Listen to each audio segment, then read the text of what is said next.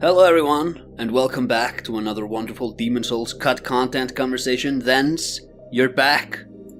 I am. It's been a month and a half since we recorded last time. Yeah, around there, yeah. Maybe a little more. Yeah. The viewers don't know. Originally, we wanted to talk about the Northern Limit, but I had this crazy idea that we just catalog all of the cut content, and you were like, I guess. It was in the middle of recording it that you were like, oh, let's do this instead. I was like, oh, okay, yeah, you can do that. Sure. Yeah.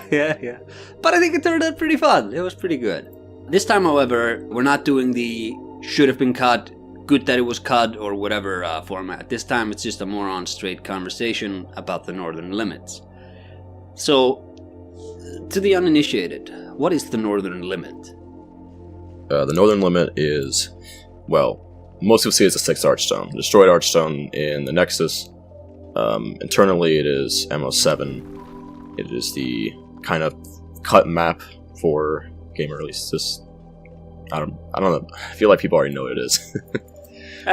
Every Demon Souls video is somebody's first introduction to Demon Souls.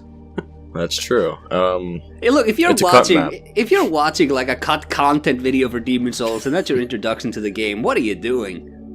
Well, thank you for joining us if you are. It's just a cut map that didn't make it in. I guess they mainly ran out of time. That's the only really idea we have for it, is time, budget, constraints. Do we have any idea like when in development it was removed? Not really. Not really. We actually we don't know how far in development it got before they cut it, because the files we have in the game now could be earlier ones, which they deleted everything else and then went back and just like left that stuff in there. My understanding from Bloodborne data mining, and I think Dark Souls data mining too, is that after they finish the game, they just have some compiler go through the code, and if they find any instances or any scripts that are never called by any object, then they just call that stuff clean out of the code. So I'm not really sure if they did that in Demon Souls, honestly, because there's a fairly good amount of stuff that's just kind of commented out, especially in the code for like any Lua scripts or AI. It's just stuff like they just comment out and forget about it. Yeah, I could see that with a lot of like the weird esoteric enemies that never like seem like they would never connect to anything. I think that. Do you think the Northern Limit was cut because they didn't like it, or do you think it was cut because it was just too technically demanding and they just figured that, you know, this is the one we cut? Well, I don't think they cut it because they didn't like it. Okay. The map itself is... I think they liked all the maps they made. I don't know if it's either just too technically demanding, like maybe the PS3 couldn't handle it, but it also, like... I think it's just too much time went into something where the actual, like, what they had at the end of it wasn't good enough to continue with it. Oh, yeah. A lot of the events are incredibly complicated stuff that later was dumbed down into a single, like, map event, just something you can set in there. But in the actual Lua, it's like 2,000 lines for one event. Oh, Jesus. It's fun. Oh, yeah. So, from what we have left, what is there? There are 2 different maps. There are 3 folders for the maps, but one of them is just nothing at all. There is the first map, which is a kind of flat snowfield, leads you to a cave to the second level, and the second map is a kind of large city above everything else in the land. It kind of has the same cinemas of Dark Souls 2, elevator to Iron Keep, where you go from the first level to the second one, and it's like, how is this above it? Because in the second map, there's just mountains and flat land beneath you where you should be able to see the previous map. Is there any chance that that could have been a lava area? I highly doubt it. There especially isn't any textures to corroborate that evidence, but there's no textures that would have made it impossible for it to be a lava area, right? I mean, they could have grabbed textures from Stonefang and thrown it in there, but we'll never know, I guess. Oh yeah, maybe. Maybe. We don't know. There's actually a great level in Kingsfield 4, which starts out as a frozen area, and then you reactivate like the engine in the room, and just a bunch of lava pours down, and it becomes a gigantic molten iron room. Is that where those ice golems are? Yeah, it's where the ice golems are. So, among what has been recovered, is there any story elements that we have, or is it just some events and some script triggers and stuff? Not really any story elements. Loki has an article on their website with basically their understanding and takeaway from the level, which I actually helped with and put some more evidence in and looked more at the map. But what's left in there is a lot of just semi-functioning events. A lot of comments that says, like, comment out until map studio data entered. Huh. Which it really just means that they got the scripting done for some things they wanted to do, but they never got around to actually adding it to the map so it would work. Alright. So, from the things that we do have left, you have, I'm actually looking at a list right now for M0700 and M0701. Why don't we go over 00 first? So, so there's the flat snowfield with Event 1, the Yeti Ambush. Yeah, so the Yeti Ambush is a pretty simple event. The basics of it is you would walk into a region and a Yeti would jump out from under the ground, or snow as it is, and they will start attacking you. Alright. I mean, overall, it's really simple stuff. The map is loaded, makes them invisible, turns off their AI. When they go in the region, does the opposite of that, forces the animation.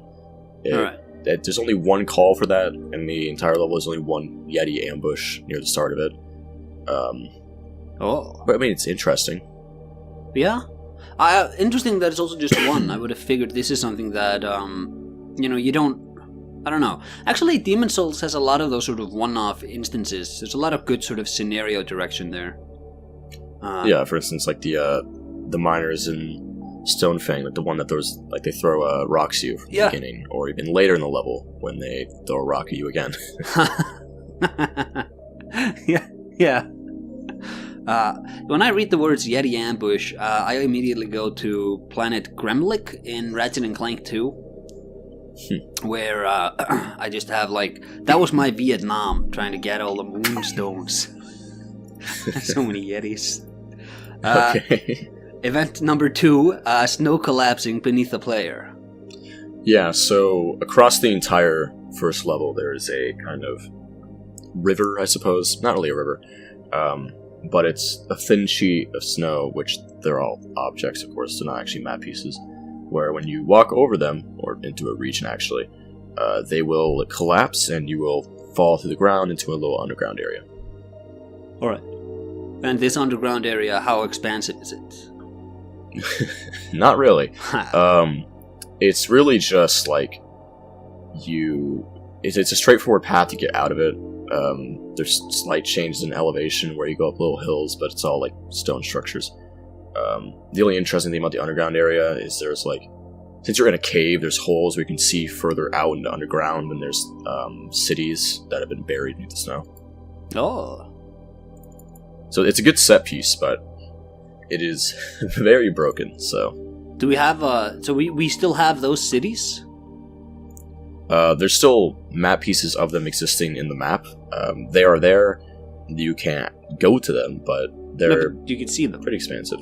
Yeah, you can see them. They're there. I love those sections where it's like in the wall in Boletaria 2, where you can see through the crack a little city in the distance. Same with when you're in Firelink Shrine and you look over the gigantic wall, you can see another gigantic city. Or in Anor Londo, you can see the city, or in Eliam Lois, you can see like a distant city. I love when they do that stuff. Yeah, it's really good. Alright. Event number 3, we have the Planarian March. Now, this is a bit of the Planarians. Yeah, so... about this? Yeah, we can go over that. We didn't in the last video, but might as well again. Of course. The Planarians... the Planarians are a kind of walking torso, I guess is the word for it. they don't have much of a body. Their head kind of is just one large pupil that it can explode into a mouth, which it will attack you with. Yeah. In the map, there's like 80 of them total. Yeah, there's 80, and they all follow different routes. The general like breakdown of the events is that it is a generator. There are several. There are 7 different points where they spawn and respawn from. Mm-hmm. And these range from on top of a cliff to, well, they're all slightly out of bounds, so you can't immediately kill them right after the spawn. But from these 7 different generators, they then can go down 3 different paths, where they all have... Because how this event really works is, after they spawn, they are... Well, depending on their entity ID, they are told to go to different regions in the map. Yeah. And when they reach one region, it tells them to go to a different region. So they just follow one long path across the entire snowfield. The first path is the longest, where it starts at the very beginning of the level, and then it makes its way past the collapsing snow, which that's the last thing we talked about. Mm-hmm. Continues upward to the top of a cliff before falling off to its death. Huh. I think these guys are pretty interesting, though, because maybe aside from the Storm Beasts, are there any enemies in Demon Souls? Like the Storm Beasts, maybe the Mind Flayers, who have like a set path that they travel? Because mostly they're just stationary, right? Mostly they're just stationary, but it really depends, enemy per enemy, but what they're trying to do in the area. Like, the Storm Beasts do have regions that they fly to in the air. They have a little patrol region. Mind Flayers do as well, because they're kind of supposed to be, stalking, walking around. Yeah. I can't really think of a lot of other examples. I can think of a cut content example. In the tutorial, the first section that you drop down into, where there's all the draglings just standing there, where you go then to warp to the second level. Yeah. They have regions and more unused dragling does have the map, where they would walk around between random regions in the kind of courtyard area. Yeah. Yeah. Yeah, with the Planarians, these are the enemies of the area then? They're kind of the enemies of the area. They don't really have any... Well, they have ways of attacking, but currently with what we were left with, they can't attack. I don't think they have working Tay events either, so they can't invoke damage to begin with, but they kind of just... There are technically 2 different versions of the Planarian, although one of them does not work. One of them is just for marching, and the other one I think is called like Planarian Berserk, which really just means that they're aggroed on you, really. No. Which could be seen as they're always in that like second head state, but having them split up by 2 different characters isn't really needed. Oh, yeah. So, and they're also not even called in the map. I'm not even sure if their motto would even... Yeah, the motto didn't show up. The word Planarian, is this their name like in the ID files, or...? That's what they're referred to in the map for the events. Okay. Do you know what a Planarian is? No. So, a Planarian is a flat worm. So, it fits with the design of the creature, it's a worm. And the thing about Planarians that they're mainly like known for is that if they lost a body part, they can regrow it. Oh. So that kind of connects to them being able to reshape their like head to attack you. Oh yeah. And also that they can't technically die, because once they do die, they just respawn to the point in the map. I'm not saying Planarians, like actual Planarians, can't die, but in the game they don't. Yeah. Technically. Yeah. I think that's interesting. Do we have any enemies in these games that like surely there's some enemies where once you kill them they just come back. There's definitely those guys. The Maid in Black. Oh yeah, I mean more like just enemies. well, enemies that can't technically, like, fully die, I guess. Yeah. Fool's Idol, I suppose. Fool's Idol with the boss event, if you don't kill the, Oh, yeah. they can respawn, so... I'm thinking, like, skeletons in Dark Souls if you don't use divine weapons. But, like... I don't know, I think this is really interesting, especially once you consider it in the context of, like, Demon Souls, where you're not really homeward boning as much, or, like, archstone fragmenting your way back. So, like, if you go through half the level and have to retreat, the enemies may just have respawned behind you. I think that's really interesting. It's kind of lucky that the Planarians aren't automatically aggroed on you, then. Yeah. Yeah. Alright, so this is the M0700. Assumably there's a boss fight here, which we don't have access to? There's a placeholder Vanguard. That's all there really is. So, they've never... Maybe they reached the point, at some point in development, where they had actual weapons, or not weapons, but a boss set up for them, but it never actually came to fruition. That was lost. All the enemies in the area are kind of just, like, there's only Planarians and Yetis. That's all the enemies in the area. That actually would be, like, in your direct path. That's not a placeholder. Yeah, okay. Right, and assumably what? Elevator shaft to M0701? Oh, it's actually a staircase. Oh, a staircase. The first level, after you defeat the boss, is a kind of long, just straightforward scenic walk where you go up a not exactly spiral staircase. I don't know the way to describe it. It's just a staircase that stays along the edge of a room and goes up. I don't know the actual term for that besides just calling it a staircase. It's like the staircase in the dungeon in Berserk when they free Griffith. It is. Oh my god! It's all a Berserk reference the entire time.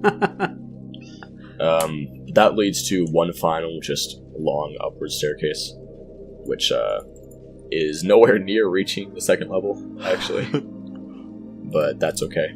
Oh yeah, because the maps, they aren't actually aligned, right? These are two separate map fragments that would be alignable, but aren't currently aligned. Yeah, exactly. You said that perfectly. They're two separate maps. They're split up, but they are, like, the actual locations of stuff. If you load them at the same time, you can see that if that staircase were to go straight up from where it ends, you would be at the start of the second level. Yeah.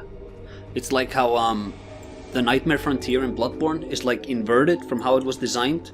So originally we entered it where we fight the amygdala, and we walk our way through it to the current entrance, and that cave where we enter it now was actually supposed to just be, like, that wasn't a cave, that was just the entrance to the cave for the Nightmare of Mensis, because you would just walk all the way to there.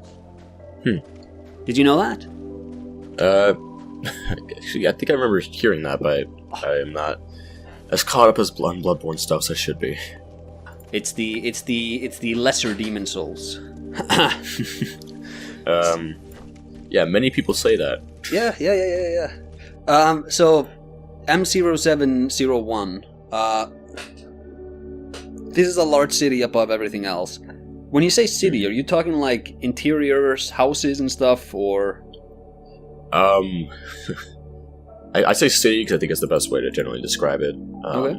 But it's really just like a few towers with large staircases and kind of structures in between them, I guess. I don't know the best way to describe it. So not like houses. I wouldn't call it a fortress either, but I could see that being a descriptor of it. Alright. I'm thinking about it in the context of the lore. Isn't it Lord Riddell who fought some witch in the Northern Limit? Well, okay, so that is, well, heavily contended because people might think other things, but I generally go off Loki's interpretation of that kind of stuff because it helped me a lot with that, but like, Witch in the Sky, main is the main in black. Like, so at least that's the most likely kind of option of it. Okay. So the Nexus is kind of believed to be just a floating temple that kind of moves around. Yeah. Originally, it was in the north, and to give an idea that Redel and Keenalon went to the northern limit and found the Nexus there. It's unknown how much. Obviously, it's only speculation then if they ever even entered this part, or if they just saw the Nexus immediately and then traveled through mountains to actually make it to it. Actually, how do you even make it up to the Nexus? It's floating. What they do? Build a giant staircase? Oh my god. I'm having a vision because I know exactly what they were gonna do. The third level of the northern limit was gonna be the Nexus, but it was gonna be like an alternate version of the Nexus. Like how we can find the Hunter's Dream in Bloodborne, or how we can find the Round Table Hold in Lindell. It was gonna be like a crashed version of the Nexus. Ooh. That's a great idea. It's a destroyed Nexus on the ground, and all the archstones are broken except for the sixth one, where that one's standing bright and tall. Oh! Hey, that actually sounds kind of cool, though, now that you said it. I mean... I'm wondering... it sounds interesting. With the Sky Witch you fought, there's no way that's Yuria. No, I generally think it's just a main in black. Okay. Like, that's the most likely kind of thing. Like, some people even think that it's, my brain tells me to say double-winged hawk girl, but no one's gonna know who that is unless I say sparkly. So, I love the other idea. I love about trying to decipher the identity of the witch in the north. It's like there's 5 women in the game. Which one is it? I mean, it could even be a monumental. Oh, is it the crone? Is it the old crone? Maybe. I don't know. He captured her and then he just threw her into the valley. The second part of the Northern Limit is a large sort of city thing above everything else. Event 1, Scaffolding. So, at the very end of the level, there are 2 separate towers. Mm-hmm. One on the left, one on the right. And in between these towers are kind of a bridge, and there's a middle section that you can't reach. But if you go to the top of the towers and you break the associated candlesticks up there, it'll actually make half of scaffolding in between those 2 points appear so you can walk across. Yeah. Destroying both of them will fully open the path so you can reach the final candlestick of the level. Yes. We talked about this a few days ago, but is this like the town, northern... the Forsaken Celia, or whatever that town's name is in Elden Ring? I asked you, because you have invisible enemies that are hunting you while you're trying to turn on lanterns or whatever. But then you said that it was actually more like Eliam Lois. Yeah, kind of. I guess generally it's better connected to Eliam Lois, the connection to invisible enemies. Because instead of it being one invisible enemy that's kind of just stalking and walking around, it's like the main event where you pick up the eye that allows you to see everything. Oh, yeah. But it's like each candlestick is its own eye to associated enemies. To kind of go into detail on what a candlestick is and what it means for this event, across the map there are these objects which the game internally refers to as candlesticks. And they have a fire inside of them, and they are surrounded by 3 shadow lurkers. They usually are 1 in the front and 2 on the kind of sides, like there's 1 diagonally and then 2 on each side next to it. And on the ground there are their own shadows. These shadows are each individual map pieces, which have event IDs to be turned on and turned off. Mm-hmm. And how the event mainly works is, if you kill a shadow lurker while they're invisible, their associated shadow on the ground will disappear. Okay. And if you destroy the candlestick, all the shadows disappear, and the shadow lurkers will become visible.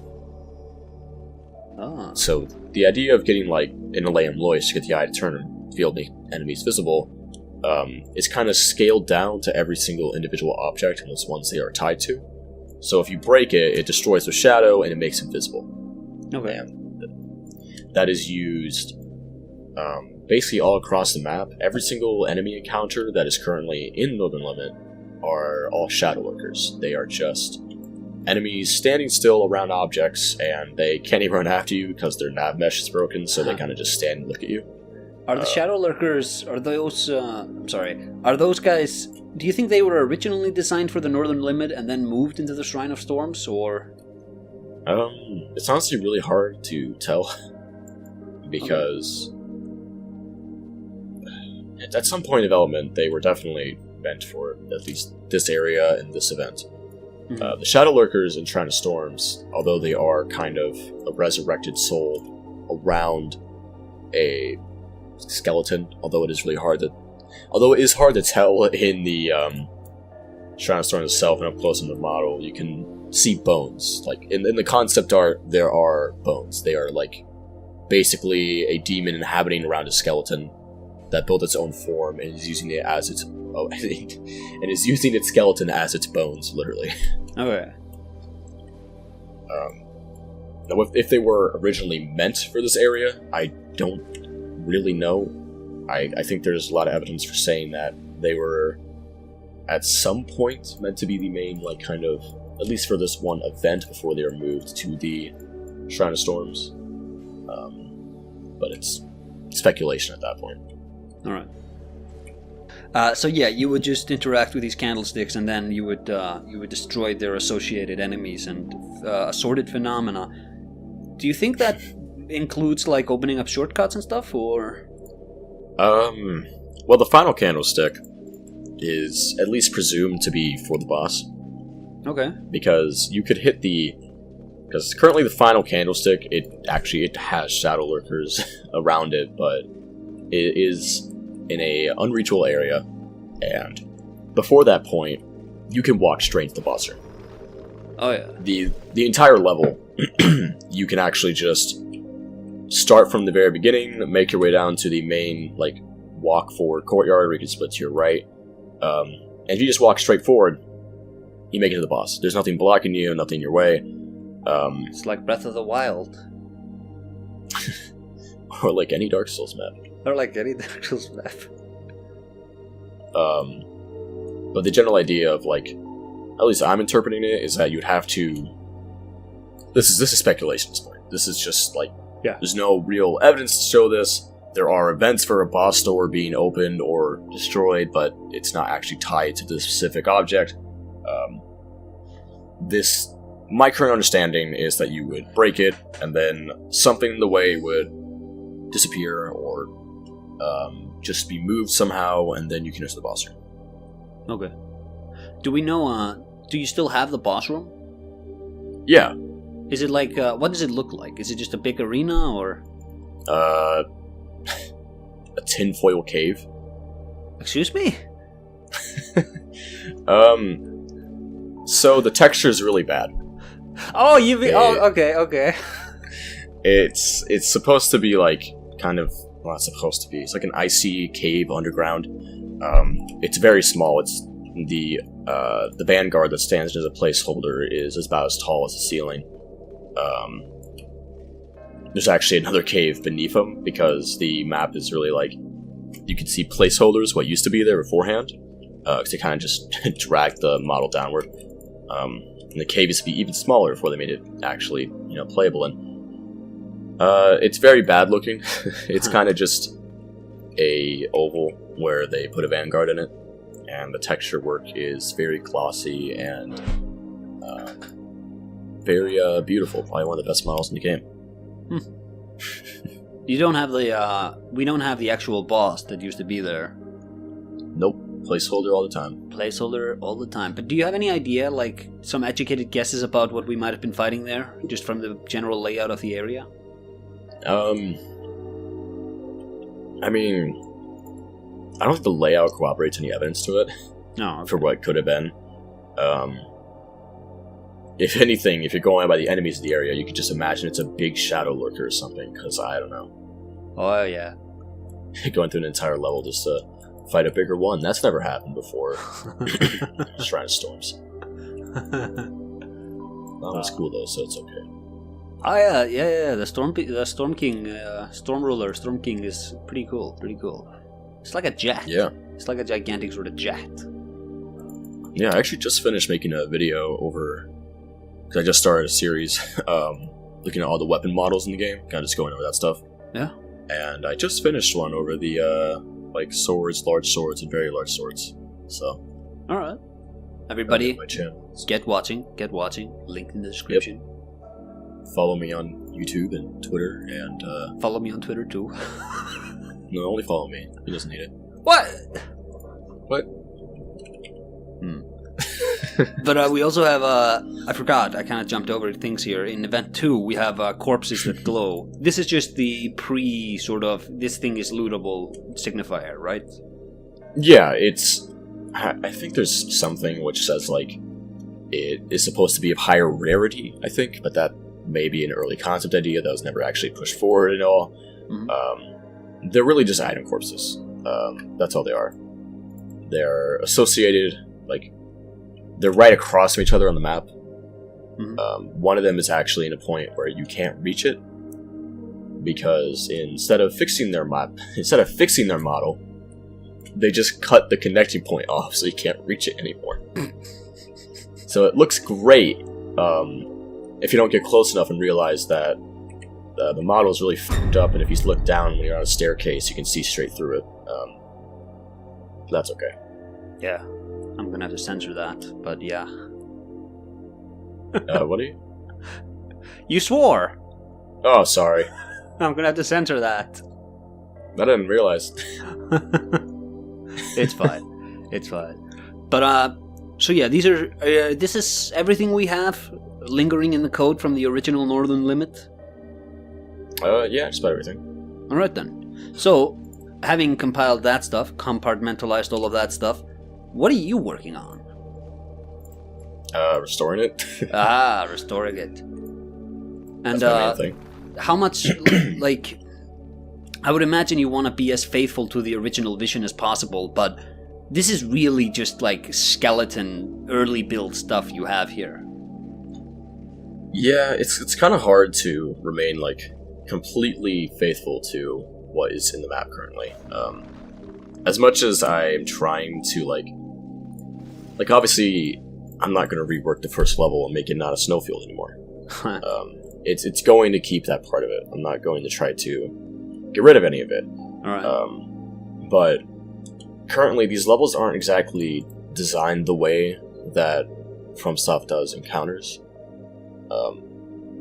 They're very large, spacious, not a lot of general tight corners that you may go around and be ambushed by an enemy. Mm-hmm. And when FromSoft even does, like, kind of large corridor areas, there's usually something in the middle of it, like it's one large set piece. It's usually objects scattered around to make it not perfectly just open up. Yeah. And when they have, like... limit is. Yeah, and when they have, like, big spacious swamp areas, they always attach some, like, status ailment to it so that you're still kind of pushed to be a bit focused in navigating it than just wandering around everywhere.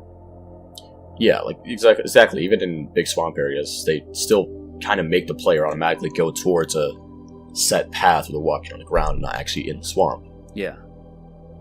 So the enemy designs still work. Yeah, and Demon Souls doesn't have, like, the frostbite ailment, so you can't really incorporate that in. Well, I mean, I guess I could technically make a custom ailment, but that'd be a lot of work. Well, I guess restoring it's a lot of work, so I don't really have anywhere to say that, but, you know. Yeah, but there is, like, a base skeleton that has to be followed, but what are, like, the design principles that are being employed to govern the project? Are you just looking at, this is how they approached encounters in the other levels, let's try to sort of create something that vibes out in a similar way, or? Kind of. Of course, we're looking a lot at not only Demon Souls, but they're also further, like, how they continued with Dark Souls 1, Dark Souls 2, Dark Souls 3. Mm-hmm. For a lot of design decisions, it's looking at how they did it originally in other maps. Looking at general, like, I don't know the best way to describe it, because currently we're just trying to get a lot of stuff, like, even working. Getting the maps into a point where they're actually playable and connect to each other is the largest thing I'm working on right now. Yeah. Yeah, it's probably better to have something that functions before you start going into all these grand ambitions, ideas about how it should be made after the fact. Huh? Yeah, and like, I'm trying to think of the best way to try to articulate what I'm thinking right now. We looked a lot at the architecture of the maps, like how they actually kind of built them up, and the general designs that they went with, although it is kind of difficult to specifically narrow down what they were doing. One thing to keep in mind with Northern Limit is a lot of these maps, especially the ending of the first map, is kind of just the same models, just pasted like haphazardly just to get it in there. Mm-hmm. Like as you said, it's a skeleton of what the map would be. It's, if anything, a layout file of a map. It's not actually like, as much as it is playable, it's incredibly incomplete. It's like those alpha builds we saw of Elden Ring, where it's all just assembled from Dark Souls 3 assets. Oh, like Elden Ring is right now. I said, oh, like how Elden Ring is right now. Oh, yeah. I mean more like they just had actual, like, this is just a tower from Dark Souls 3, and like in the final game, they remodeled it and changed the textures around some. The nice thing about Elden Ring, actually, is that they kind of, like, took all their map pieces and they made it, I guess kind of like puzzle pieces, to at least. They made it a lot easier for them to make maps quicker by, instead of going through each time one by one and making individual models, kind of using the same model and just kind of slightly editing it and rebuilding it per area that it's in. Mm-hmm. Much more modular, the kit they were working with. Yeah, which is something that we might do with the map pieces for this mod, is kind of, obviously it won't be repeated that much, and with across multiple maps, because we only have 2 maps to work with, but we're going to be kind of making individual stuff going through. Yeah. As much work as that is to do, we kind of have to do it. Alright, that sounds exciting. Is there anything else you'd like to talk about with the Northern Limit? I guess the general, like, questions that I get. Oh, yeah. So, we get asked pretty often, like, will there be custom bosses, spells, weapons, armor? Is the mod playable online? When does the mod come out? And to answer all those questions, there will be new bosses.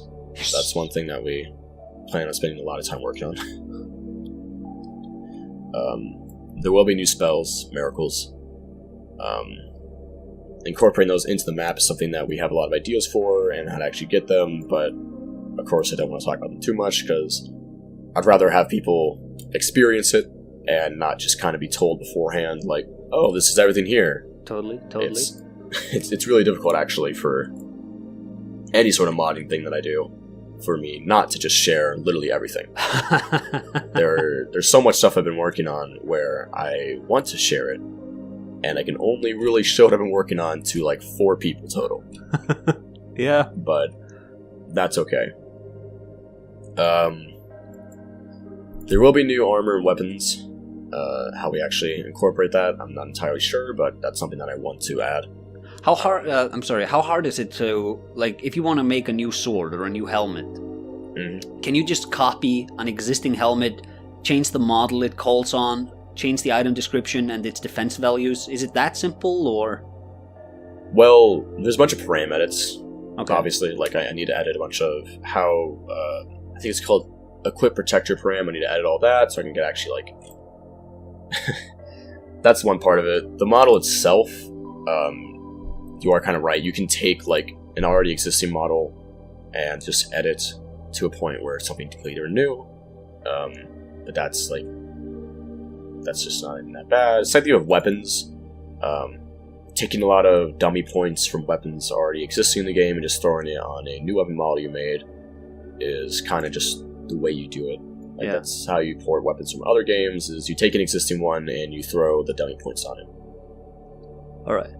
Dummy points are, of course, for, like, registering distance of, the length of the blade, the wind effect behind it when it moves. That kind of stuff, I guess. Yeah, and you can just assign the same animation as in another sword or something. Mm-hmm. Yeah. Yeah, okay. New armor kind of follows the same principle as weapons do. Just get a new model in the game and throw it in there. Alright. And pray medits. I can't wait to play this. I'm gonna be wearing my Yeti armor. The Yeti was just a gigantic guy in a costume. Oh, maybe it's like a Scooby-Doo thing. He's just... I mean, maybe. We don't know. He's scaring them away from his northern limit because of the old gold. Yeah, exactly. Yeti armor. It's like a mech suit you climb in. Oh no, I was thinking it's just like, you know how we can often like wear Smo's armor or something, but it's like tiny? Yeah, scaled down to ratio. Yeah. I was thinking of it still being like the full-size Yeti and you just jump into it. like it's a mech suit. That'd actually be kind of cool too. Yeah, that's the transformation of the game. Like, you know how Dark Souls 1 has dragon form, and Dark Souls 2 has dragon form, and Dark Souls 3 has dragon form. This one has Yeti form. Yeah. You're gonna have to like rework every other map to accommodate it, but I think it'll be worth it. Nah, I'll just let you hit your head on stuff and not be able to play. Oh yeah, you just have to like, it can't be used here, and you just have to like assign areas where it can be used. Spoiler alert, you can use it in the open area of the northern limits, and you can use it in one cave. Exactly. And you can use it in Stonefang 2, because I said so. Oh yeah. You can use it in Valley of Defilement too, because that's kind of big. Yeah. But no, actually, because you need to walk up the scaffolding, probably wouldn't fit. Yeah. I really am trying to like incorporate as much kind of cut content as I can into the maps, of course. Yes. Like cut enemies, for instance. How much of them are actually going to be included, although I do want to restore and use every single cut enemy. There are some which I will not be using. Mainly, and I'm not talking any of the like animal warriors or anything among that. I'm mainly talking about placeholders. And that's the only one I'm not going to be using. Like, I remember in our last content video, we talked about the placeholder NPC guy. Yeah, C0... 750. 750, yeah. Yeah. Them I will not be including. As much... I'm not sure if it's the... Well, I don't want to include them personally. Of course, I'm not the only one working on this mod. We have... The full mod team right now is myself as the project lead. Alright. Shadow with 117. TheHatedGravity. Abyssin. Kingbore and Wolf. You just go by Wolf2K9. I think it's Wolf2K9. You can find him on YouTube. And yeah. Yeah. So it's not just me. I'm not the full executive, like, we're doing this thing, this is how we're going to do it. That's not how it's working. It's a lot of sharing ideas and trying to get what we really want to do with it. Alright, I have one more question, which is, how much are you looking into, like, Dark Souls as... You know, Dark Souls is the spiritual sequel, but they probably had some... Like, I wouldn't be surprised if, like, the Northern Limit, in some way or another, made its way into Dark Souls, or into Bloodborne. Just, like, here are concepts we wanted to do, but we couldn't get it done here, let's explore it here. I think I floated the idea to you that, because of all the Beast Warriors, like... Maybe Bloodborne's whole thing about mankind being in struggle with the beast within was a story they wanted to do there in Demon Souls. But like basically, are you looking at the subsequent sort of From games and trying to decipher like this thing is probably a Northern Limit thing, or is that I don't know, maybe that's like setting yourself up for failure because you're kind of like. You're kind of like searching for something else, and it's like you might not know what you're gonna find. I mean, a lot of what we're looking at right now is really just what's in the level. Yeah. For Dark Souls 1 specifically, it's any point where we look at it and go, oh, this is kind of what was in Northern Limit. Obviously, the painted world. Oh yeah. definitely some, besides the obvious snow, there are probably some just general like design philosophies that kind of moved over there. I guess Canehurst and Bloodborne kind of fits the most architecture-wise. Not entirely, since that's more gothic if I remember correctly, but still kind of the same stone pillars and snow-capped structures. But we're not entirely just looking at those where we want to do with the map. Most of our inspiration remains in Demon Souls and what was originally there. Alright. I like that. No, because like a lot of the unique things about Demon Souls, and that what makes it the best Souls game. Nobody comment. You're not allowed to comment. A lot of those sort of unique quirks are so derivative of the sort of esoteric and exotic design decisions Demon Souls has baked into it, like moongrass healing. And the best healing. The best healing, absolutely. I have a video on that releasing soon. And leaning into those sort of eccentric parts of Demon Souls, that sounds so much more interesting to me than trying to just, let's do Blighttown, but in the Northern Limit and it's cold. Yeah, I mean, I definitely want to... This is a mod for Demon Souls. Yeah. Like, I'm not really going to be pushing over design decisions and philosophies from further games. You're not going to go into the Northern Limit in my mod and fight Gale. You're not going to fight a boss like that. There are going to be puzzle bosses. Maybe not puzzle, but, gimmicks. Because I think that's important to Demon Souls. It's soul, that's what it is. It's not just fighting bosses, which entirely consists of dodging and learning attack patterns, because as much as that is fun, that's not what they were really trying to do. You're outsmarting the demon, you're finding its weak points, although at some points there are demons which straight up are just, they're going to punch you as hard as they can.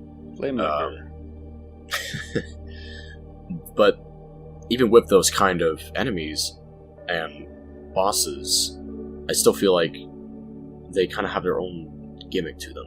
Flamelurkers, famously poor eyesight. Or for another instance of an enemy like that, which is on the base level of just tag, Old Hero, I guess, is a good example, because even with their own idea of they walk around, they hit you, they can't see you, they can only hear you, and they just walk back and forth. Yeah. I really like that boss. I think he's very underrated, because one of the cool things about him is that if you really just want to roll around and fight him, you can. But, that's not the smartest way to do it, but you can. So I did on my first playthrough.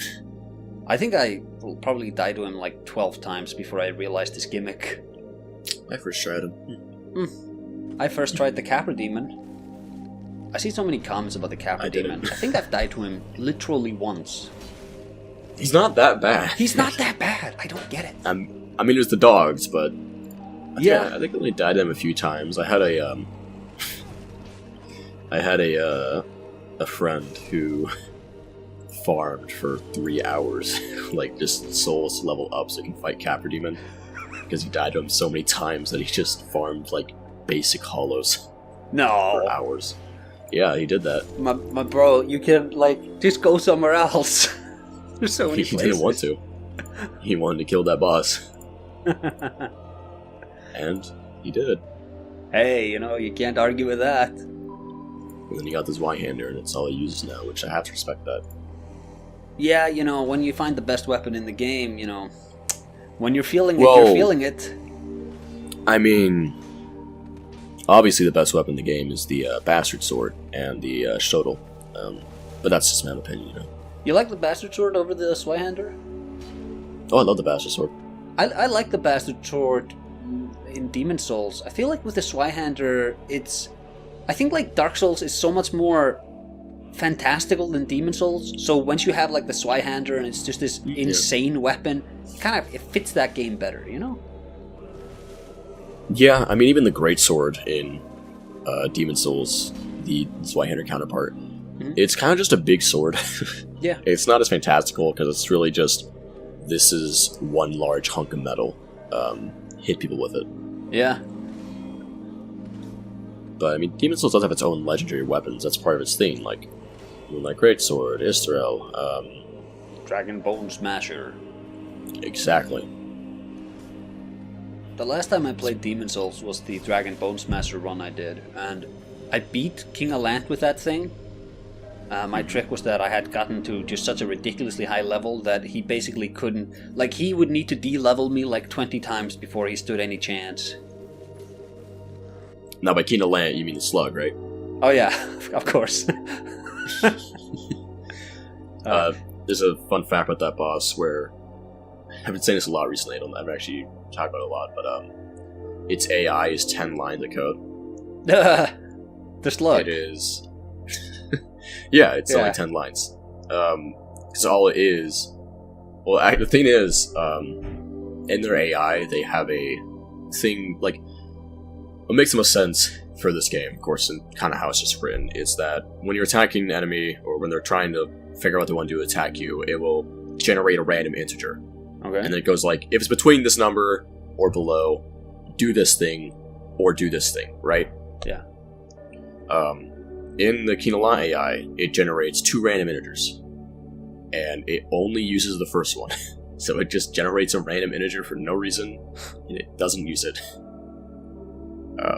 And its AI is also really simple, because all it is if number is like 75 or less, walk towards enemy and do this attack.